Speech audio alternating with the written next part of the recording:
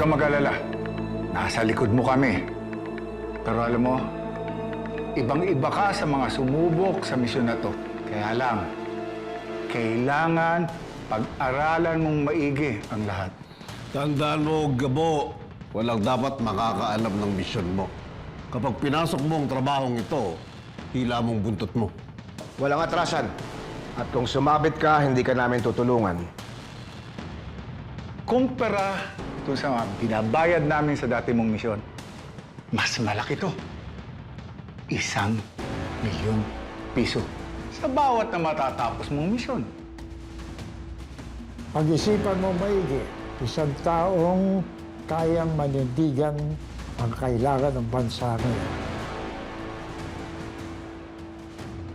Kailangan ko ng trabaho. Kaya ako nagpunta dito. Pero nagugulat ako sa inaalok niyo sa akin. Napakalaking pera para sa isang misyon. Ang ibig sabihin lang nun, buhay ko ang magiging kapalit nito.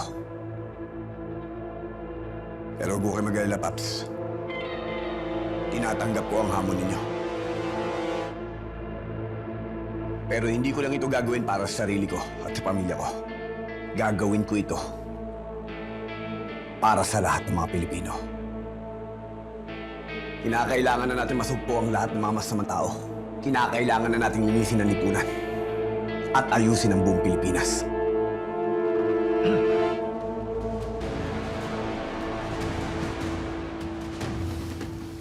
Pirmahan mo ang kontrata.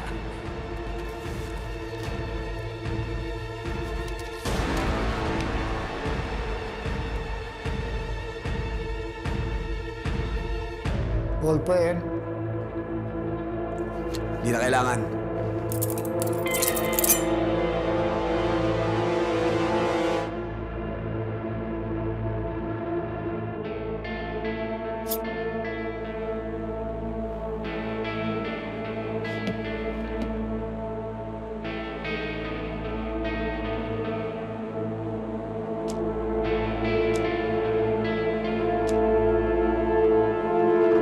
Itong dugong ito ang magiging simbolo ng katapatan ko sa inyo. Ipinapangako ko, hindi ko kayo bibigoyin.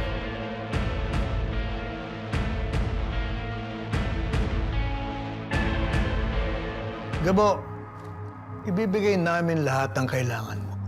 Damit, pera, armas, sasakyan. Para magtagumpay ka sa misyon mo. Kailangan maging isang anino ka.